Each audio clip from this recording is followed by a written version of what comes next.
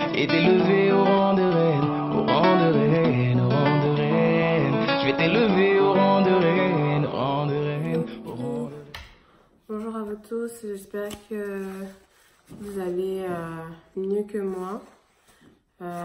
J'espère que tout le monde ici a commencé une magnifique semaine.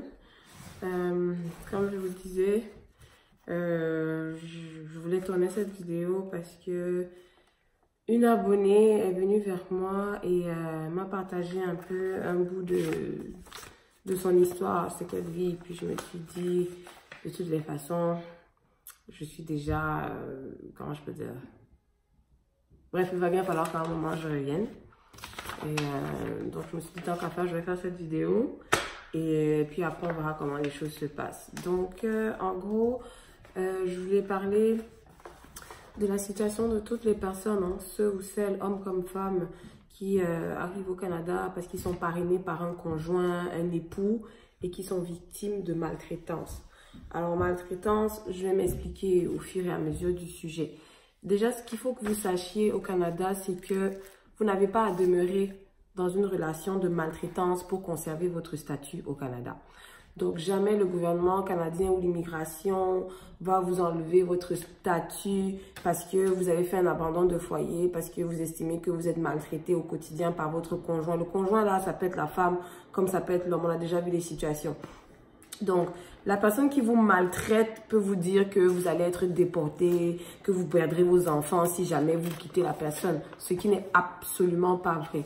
Je ne sais pas combien de personnes reçoivent cette idée négative, cette idée fausse, que vous allez perdre votre statut, que vous allez tout perdre si jamais vous décidez de quitter la personne qui vous a fait venir ici au Canada. C'est faux et absolument faux.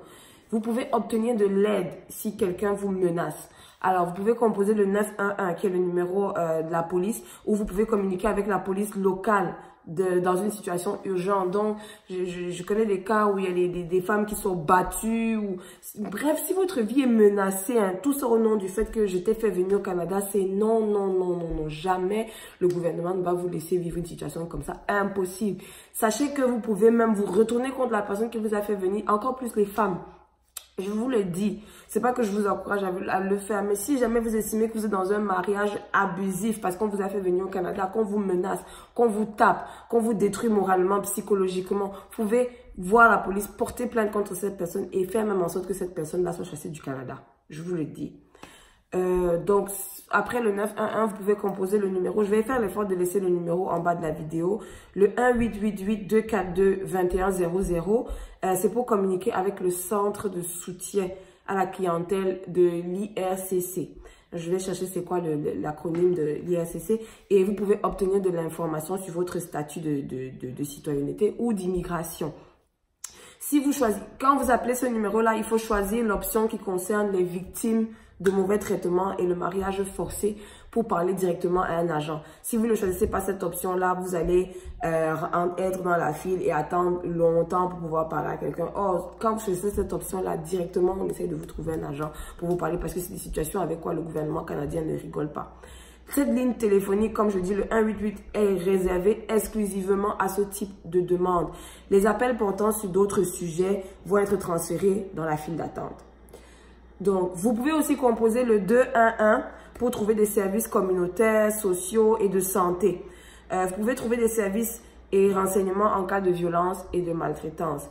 Il ne faut jamais avoir honte, jamais, jamais. Vraiment, je remercie beaucoup cet abonné qui est venu me parler de ça parce que ça sert à rien de rester dans des situations vives et mourir de dépression. D'autres personnes se suicident ou d'autres personnes meurent comme ça parce que tu ne peux en parler ni à ta famille, parce que tu estimes que ce sera ta parole contre lui. Tu ne peux en parler à personne au Canada parce que tu estimes que si tu fais ça, toi, tu vas rentrer au Cameroun ou peu importe le pays d'où tu viens, alors que c'est faux. Il ne faut jamais avoir honte de demander de l'aide. Vous en avez le droit. Je répète, vous en avez le droit. Au Canada, je vous rappelle, on ne tolère pas la maltraitance. J'appuie dessus, j'insiste, on ne tolère pas la maltraitance au Canada. Alors, la maltraitance, c'est tout comportement qui effraie, qui isole, qui contrôle une autre personne. Elle peut prendre la forme de gestes ou de paroles. Il peut s'agir d'un comportement régulier ou d'un cas isolé. La négligence, par contre, ça va être un défaut de fournir des soins qui pourraient entraîner des préjudices graves.